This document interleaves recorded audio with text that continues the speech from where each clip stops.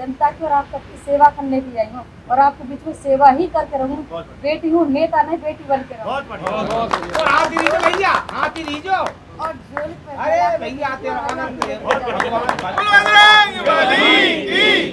नमस्ते, स्वागत है आप सभी का मोजो स्टोरी पर। मोजो स्टोरी की टीम लोकसभा इलेक्शन साल 2024 कवर करने निकली है और राजस्थान हमारा पहला पड़ाव है। राजस्थान के भरतपुर में इस वक्त मैं मौजूद हूँ और फ्रेम में मेरे भाई नहीं और आप जिनको देख रहे हैं उनका नाम है संजना जाटव। कांग्रेस की प्रत्याशी हैं ये भरतपुर से। और अगर मैं गलत नहीं हूँ तो लोकतंत्र में जितनी मेरी सीमित समझ है या वन ऑफ द यंगेस्ट आप प्रत्याशी हैं। 25 साल इनकी उम्र है और लोकसभा में 25 साल ही वो लिमिट होती है जो कम से कम उम्र आपकी होनी चाहिए। तो ये भी एक बेहद खास वजह है संजना से बात करने की। इनसे समझते हैं क्या समीकरण है और क्या कैसे आपका पॉलिटिक्स में आना हुआ इतनी कम उम्र में। सबसे पहले बताइए। तो पहले तो नमस्कार आप सबको। पहले तो मैंने जो विधानसभा से पहले जिला पार्षद का चुनाव लड़ा है कठूमर से, उसमें अच्छी सफलता हुई है मेरी। उसके बाद में जनता ने इतना भरपूर प्यार दिया, काम भी करवाए। उसके बाद में मुझे विधानसभा का टिकट मिला है कठूमर से, उसमें भी अच्छी लीड की थी। 80,000 वोट उठाए थे। 400 कुछ वोट से। हाँ, 409 वोट से मैं उसमें थोड़ा सा परिचित उसमें रह गई थी। और उसके बाद में जनता का और पार्टी का जो वरिष्ठ जो हमारे आला कमान है, गहलोत साहब हैं, पायलट साहब हैं, रंधावा जी हैं, डोटासरा जी हैं, टीकाराम जूली हैं प्रतिपक्ष नेता, सभी का अध्यक्ष साहब है, सभी का एक समीकरण और पार्टी के वरिष्ठ कार्यकर्ता जो एक रीढ़ की हड्डी होती है, उनके सबसे आशीर्वाद से मुझे यहाँ आशीर्वाद मिला है टिकट से। संजना जी, आज हम लोग सुबह अलवर में मौजूद थे और वहाँ प्रियंका गांधी का आज रोड शो था, वो वहाँ पर आई थी। तो प्रियंका गांधी अपने भाषण में लगातार महिलाओं की भागीदारी पे बहुत जोर दे रही थी कि 50% महिलाएं हैं, वोटर हों या फिर पॉलिटिक्स में खुद महिलाओं की एंट्री हो। आपको इस पे क्या लगता है कि कांग्रेस का जो एजेंडा है, जो पॉलिटिक्स है, उसमें आपको लगता है कि महिलाओं की भागीदारी अब बढ़ रही है? आपको बिल्कुल महिलाओं की बहुत ज्यादा भागीदारी बढ़ रही है। और मैं एक चीज बोलना चाहती हूँ, लड़की हूँ लड़ सकती हूँ, क्योंकि प्रियंका जी के उनकी ही टीम से मैं भी हूँ, महिला हूँ। उन्होंने भी मैंने मिली थी मैं उनसे दिल्ली में। तो महिलाओं के लिए सबसे ज्यादा वो सब कांग्रेस की जो सरकार है ज्यादा वो बढ़ावा दे रही है। जी, भरतपुर एक मिलीजुली सीट रही है, कांग्रेस ने भी यहाँ से सीटें जीती हैं, भाजपा का भी इतिहास ठीक ठाक रहा है। अब पॉलिटिकल एनालिस्ट जो हैं दिल्ली में, मुंबई में, शहर में, वो ये कह रहे हैं कि भाई नई लड़की को उतार दिया है भरतपुर से कांग्रेस ने और क्या कांग्रेस की रणनीति है कुछ खास समझ में नहीं आई है।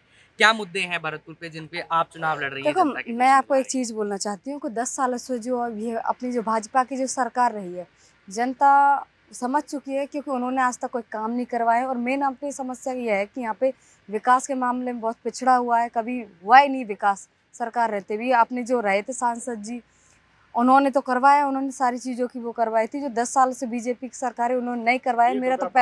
मेरा तो मुद्दा भी यही है कि सबसे पहला ERCP की योजना है, शिक्षा है, चिकित्सा है, और मेन तो अपने जनता जनार्दन के बीच में बहुत सारी समस्या हैं।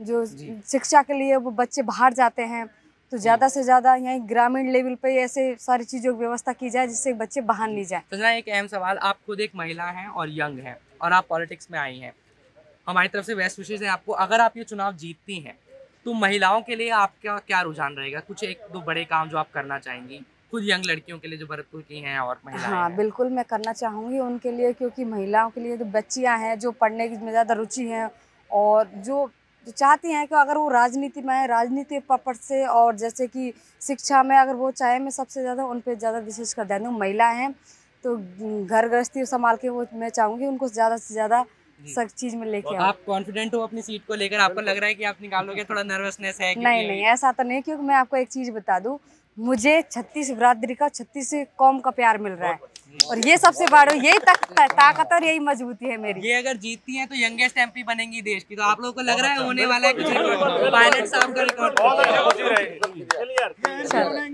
MP बनेंगी।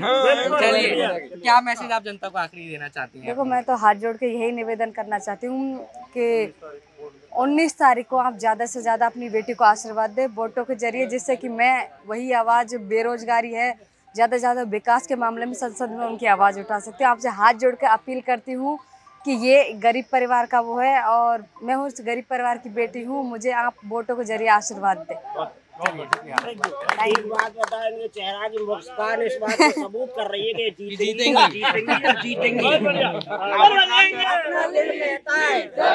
तो ये थी भरतपुर से कांग्रेस की प्रत्याशी 25 साल की संजना जाटव, जो भरतपुर के बयाना इलाके से इस मंदिर से अभी सभा करके निकली हैं। संजना जाटव को विधानसभा में भी कांग्रेस ने टिकट दिया था और विधानसभा चुनाव वो लगभग 400 वोट से, प्रिसाइजली 409 वोट से हार गई थी।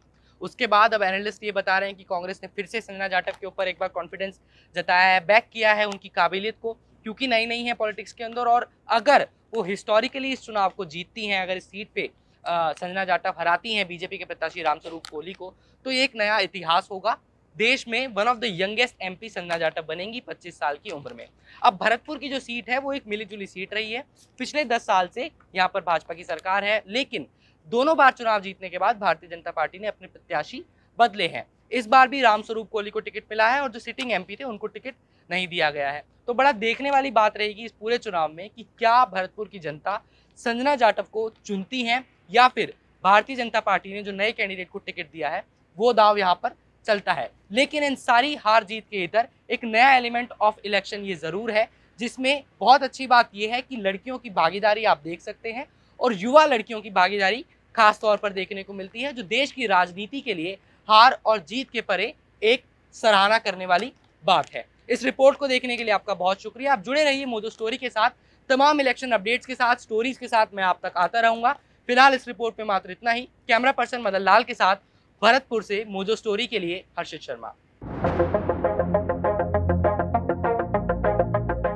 कंधे पर सवालों का बस्ता टांग कर 5 साल के लंबे वक्त को वादों की कसौटी पे नापने,